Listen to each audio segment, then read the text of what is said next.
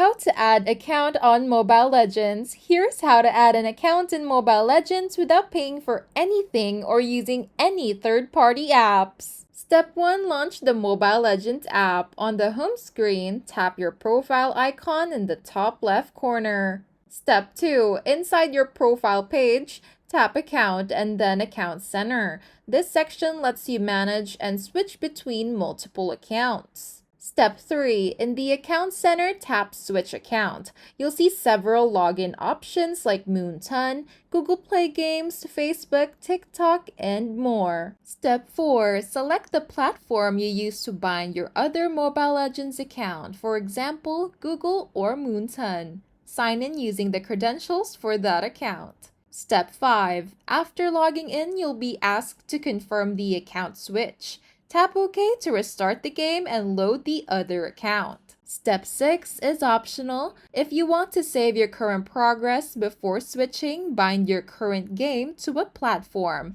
Under Account, then to Bind Account. Just a little heads up, you can switch accounts as often as you like as long as each account is properly bound. Avoid playing guest accounts for too long.